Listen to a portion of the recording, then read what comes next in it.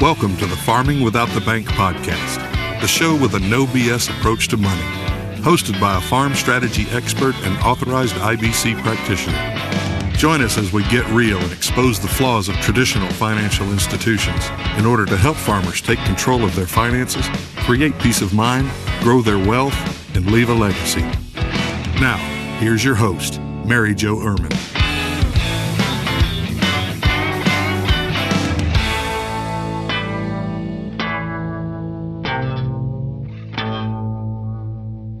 Hello, and welcome back to the Farming Without the Bank podcast. If it is not your first time, then welcome. If you are coming back, I hope that you are appreciating these and you're getting some information out of these. So today I want to talk to you a little bit about the whole conception of I can't get started unless I have a family to start from. And I hear it a lot. Well, they're lucky. They can farm because their family farmed and their dad gave them everything. Or, you can't get started if you don't have family. And I just heard that recently and I said, nope, calling your BS on that because there are pros and cons to both. And so we really need to sit back and look at what those pros and cons are. Because let me tell you, I have a lot of clients that have started from scratch, a lot of them. And it is so exciting to see it. Why? Because we're losing our farm community. But there are people always say, well, nobody wants to farm. That is not true. There are a lot of people out there that want to farm. Yes, it's harder. It might be a little bit harder to get started. I'm not going to say it is harder. But it might be a little bit harder to get started. But there are other challenges that come with getting an operation or taking over an operation. And so I think that we need to look at this and we need to break down this misconception, or we need to just think a little bit differently about how we approach that, or if we think somebody is luckier than us, right? Because their dad gave it to them, or their grandfather was farming and they had it in the family. So let's start there. If you're a family and you get the operation, let's just say that you're really lucky. You're one of the really lucky ones and you get the operation. You just get it all handed to you, right? It's all just handed to you. Well, you still have expenses. So if somebody got it handed to them, and you're that person that's out there going, yeah, they just got it handed to them. Sit back and think about that. They got what handed to them? They got an operation handed to them that they have to pay taxes on, that they have to pay operating costs on. That wasn't just free and clear. They didn't get the land with a few $1 million to operate it. Okay, that might happen once, maybe twice that I've heard of, but most people aren't preparing. So don't assume that somebody just got it handed to them and it made it easy, okay? And if you think it got handed to them, do you know that? Do you know that for certainty they got it all with operating money? Because if you don't know that, it's kind of a big deal to jump to conclusions. And that's a lot of this industry. It's a lot of our mentality as Americans to just jump to conclusions that because somebody got something nicer than you, that they just got everything handed to them or they're lucky or whatever. So I'm going to challenge your thought process and say, really, did they get it? Now, let's say that we're taking over an operation and we're working with dad. We took over an operation, we worked with dad, and we got to share some equipment. That's awesome, right? Dad had some money. He got to share some equipment. I bought some equipment as I was getting into things and we shared some of that equipment. And so that's really awesome because that person, it was easier for them to start because they had a dad that helped him out. Okay, you did. And with that dad also came old mindsets of how to farm and how to handle money and when you should and shouldn't go on vacation and boy, do we need that piece of equipment or not? And I'm going to buy that piece of equipment. But then when dad passes away, I have to prove that that was my piece of equipment, not dad's piece of equipment.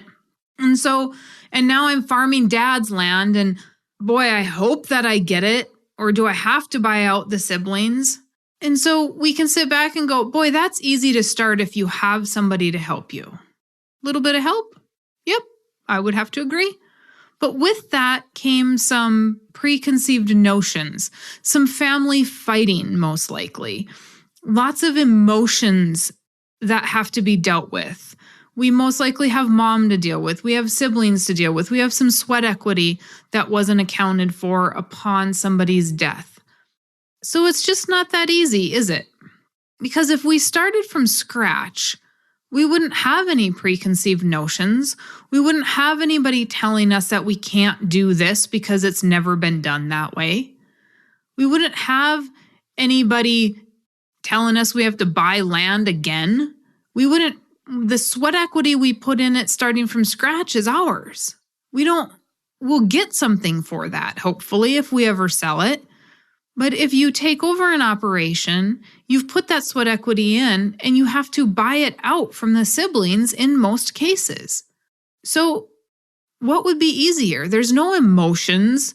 Nobody's mad at family members because they're doing this or doing that nobody agrees with. We don't have to worry about anybody's feelings. We just go buy a piece of land and we start farming. And that's the hard part, the financing the tractors. But who says that you can't go to the neighbor guy and lease his tractor, or that you can't have him custom farm for you until you can afford a tractor? The guys that are starting from scratch have some opportunities as well, that maybe if you're taking over an operation, you're not going to go to the neighbor and say, hey, can I lease your tractor? Because you should have already been established. You should have it, right? There's a preconceived mindset of where you should be based on how many years you've been out there. And so starting from scratch isn't maybe that easy. But is it any easier to take over an operation and deal with all of the emotions? Here's another thought. Just because my dad farms doesn't mean he's giving me the land. It doesn't mean I know if I'm getting the land. He's not selling me the land. So I have to go buy my own land anyway, which is what a lot of farmers are doing. They don't know what they're going to get. So instead of sitting back and waiting for that and putting in this sweat equity, they're buying their own land. So they have those expenses anyway, right? They might have to buy a bigger tractor and they have that expense. So we can't just look at it and act like everything is given to them. They have those expenses because they don't even know if they're going to get the land that they grew up on. So think of the big picture here. If you're taking over an operation, you have to save that family legacy. You have a lot on your shoulders. If you're starting from scratch and you lose it, not a big deal, right? You don't have 3 generations that farmed there before, and now all that weight to keep that going is on your shoulders. We really have to look at the emotional side of getting a farm versus starting a farm, because there's a lot of emotion wrapped up in the family. Is that going to be good, or is that going to be bad when the cousins come back and the aunts and uncles come back and say, you lost it. You're not doing as good of a job as dad did or grandpa did. Or you better save it because this is our family and you were our last hope. You don't have to carry that burden as a new farmer. So we have to think about that too. Yes, you get to share in some of that equipment cost that you don't get as a new farmer. And as a new farmer, you might not have a relationship with the bank that you're going to have to build. But at the same time, the kid that's taking over, if his dad didn't run the operation well, guess whose shadow he's following in? The banker's not going to trust that kid any more than they trust a new farmer, because that kid was trained not to manage books. So he's going to have to prove to the banker that he can manage those books. He's better financially. He's paying attention to things better than dad was. He's maybe using some sort of, new farming methods. He's maybe doing rotational grazing that dad wasn't doing. He's doing some newer things, but he's still having to build that relationship. Now, in some cases, dad maybe had a great relationship with the bank and the kid comes in and he kind of gets grandfathered into that great relationship and there's some trust there. Yep, absolutely no questions asked. That is a bonus for growing up on a farm and having that relationship with dad. That is absolutely a bonus. So there are some good and there are some bad that come with it. But the ultimate comment is I can't start farming without growing up on a farm. I can't start farming unless I get it handed to me. That, my friends, is BS. Yes, you can. And people are doing it all the time. We have a lot of people out there that are wanting to leave the farm and nobody to hand it to. We need to start connecting those people that want to farm to those farmers who want to leave, but their family doesn't want anything to do with it. Because sometimes the kid that left the farm knows how much work there was. They know financially what a struggle it is, and they don't want to go through it. The person that didn't farm maybe sees a little more value in it or hasn't lived it and wants to live that life, and they have just a little bit more ambition, a little bit more, maybe I should say a few more guts to say, yeah, I'm going to try this. I'm going to try this because there's some new things we can do to make that work. But the kid that left the farm knew dad wasn't going to allow that or knew that there wasn't a good enough relationship there to come back and farm. We need to get those people connected so that we have people to hand these farms off to. Maybe we do have some mentors, and I do have one farmer that is mentoring a young guy to take over, which is absolutely fantastic because he knows his kids aren't going to, or there's several years yet before his kids are going to be farming, and he is going to be retired before then. So there are those kinds of opportunities out there. We just need to get those people connected, and we need to look at that as an avenue to pass things off of, to pass a livelihood off, because other people do definitely want to come in and they want to farm. They want that lifestyle. And maybe we've been a generation removed from it. The kids of the 80s decided to go to town and work, and, now the grandkids want to come back and farm it. I actually I can't say that it's a client, but it's somebody that I've talked to, and they actually want to farm. It's a kid that wants to farm, but his dad is telling him, no, you don't want to do this. It's too stressful. Guess what? If you start from scratch, you don't have that either, do you? You can go do whatever you want. But now this kid is trying to save the family farm, and dad won't. Dad doesn't want him to, says he can't, won't sell it to him, making it very difficult because he doesn't want him to go through the same financial stress he went through. Even though there could be many different ways to financially farm that ground and keep it, dad doesn't want to hear those. And so is that a benefit? Is that a drawback? You can't say it's easier to have it handed to you than starting from scratch when you don't know all the cards in the deck and you don't know what the true hand is that's been dealt to these people, because it's not always easy. Sometimes I sit back and I watch these guys starting from scratch and go, wow, that was a heck of a lot easier than it was for so-and-so that I talked to that's having to try to take it over. Because the emotional stress, the family conflict, not worth it. Some of those people are leaving and starting their own with all the expenses and the experience. So let's not judge a book by its cover. And let's not easily say, oh, that's going to be simple. Let's change our mindset a little bit and let's think a little bit differently before our mouths open sometimes and really look at the pros and the cons. And if we say we can't start, can't you?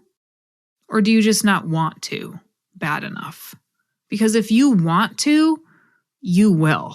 you will figure out a way to do it. I have clients that are using credit cards to farm, and they're starting small because you don't have to start big. Another mentality, right? We need to start big. Who said that? Who said you have to start big? Who said you can't start with 40 acres? Who said that you have to have 500 acres? Who said you have to have 500 head of cows? What's wrong with building that operation up from scratch? And so I have clients that are using credit cards because they don't have a relationship with the bank. Dad wouldn't allow them to take over. They've had to do it on their own. They've had to do it the quote, hard way. They had to start from scratch, and they were farm kids. There wasn't a relationship that they could fall back on. So all these struggles I talk about, they've went through them as a family operation just to start on their own. So where there's a will, there's a way. If you want to get started, you will find a way to get started. Saying you can't just means you can't, right? There's nothing that drives me more crazy than when I ask somebody to do something and they're like, oh, I can't do that. You can't? Did you even look into it? Did you try? Did you exhaust all avenues? Did you do your due diligence? Because if you didn't, how do you know you can't? You can't because somebody else said you can't? So I hope that makes you think a little bit. I mean, I know it sounds kind of a little bit like a preaching episode, and I'm definitely not a preacher. However, I think that it's a needed topic that we need to sit back and really think about what we're thinking about, right? It's just the same thing about money. How are we thinking about money? If we say we can't do it, we can't do it. Nelson Nash didn't sit back in the 80s, 1982, whatever it was, 83. He didn't sit back and go, oh my gosh, I have $500,000 worth of land debt at 24% interest. I can't pay it. He didn't say that. Instead, he said, how can I pay it? What am I going to do to pay this? And he found whole life insurance. He realized he had money in cash value. And then he figured out, how can I get more money into this so I can borrow against my life insurance at 5, 6, and 8% to pay the snakes and dragons at 21%, 24%. How do I do that? Instead of saying I can't do it, he said, how do I do it? And today we can thank him for the question of how, because we have the infinite banking concept. That is how he realized life insurance was the tool and why it works so well. If we say we can't farm without having it handed to us, we can't. How are we going to do it? Do you think anything good came from saying we can't? No. Everything that we have came from somebody saying, well, I'm going to try it. I mean, think of no-till. Everybody was doing Summerfellow. No-till guys were crazy, right? But somebody tried it, and now everybody's doing no-till. I remember when I started talking to farmers 10 years ago, rotational grazing was almost unheard of. Those people were crazy. Now, nearly all of my farmers do rotational grazing or some form of it. That's fantastic. But somebody had to try it and prove it before everybody else would follow. And so hopefully, over time, I can get enough beginning farmers on here and interview them so that we can provide some hope and share with people the ideas of what they're doing. How are they starting from scratch? If you are one of those people and you're listening, call me, email me at maryjo@withoutthebank. Email me. I would love to visit with you and see if it's a story we need to share. Because that is one of my biggest questions. How do I get started as a young farmer? Well, I think the question should be, how do I get started as a farmer or rancher or whatever it is you want to do? Because it doesn't matter. I talked to a guy a couple weeks ago that was 50 years old and wanting to start. There's not an age limit on it. The age limit is also a mindset that we have to start young or we can't do it. Really? You do? I talked to a lot of guys that can't wait to start farming till they retire because they were kids of the 80s. And they went and got a job and they never left the farm behind. It was something in their blood. It's something they love to do and they want to go back and do it again. So that too is a mindset that we're too old to start farming. Nope, I don't think so. And I think there's many ways we can do it. And I'm excited to hear how all of you out there that are listening have started. What have you done? What creative things have you done that are out of the box thinking that's made you successful or given you an opportunity? So email me, let me know, maryjo@withoutthebank.com, and we can talk about that. What have you done? Okay, I hope that you guys have enjoyed this. I feel like I was a little bit serious, but I think that I had to be. So let me know if there's something that you want to hear, email me too. And I'm happy to talk about it on here. I'm happy to give some more information. If you have stories, whatever, I don't care. If you like it, let me know. Let me know so I can keep more of it coming. Make sure you give us a 5-star review so that people will catch our podcast and listen to it and learn something a little bit different, because the mission here is to make sure we save the agriculture community. We can't lose our farmers. We can't lose the people that are feeding us. So we have to save them, and we have to save them financially, because what's destroying them is everything financially. Everything comes back to the money that is destroying them. The stress comes back to the money. Families falling apart comes back to the money. We need to figure out how to do this correctly so that we can continue to save these family farms. So thanks for listening, and I hope that you guys have a fantastic day and everything's going well on the farm. I'll catch you in the next episode. Thanks for listening to the Farming Without the Bank podcast. We hope today's episode has inspired you to take control of your finances in new ways. Don't forget to check out our website, farmingwithoutthebank.com, and engage with us on our Facebook page, Farming Without the Bank. Join us next week as we smash more financial myths and empower you to accomplish your financial goals.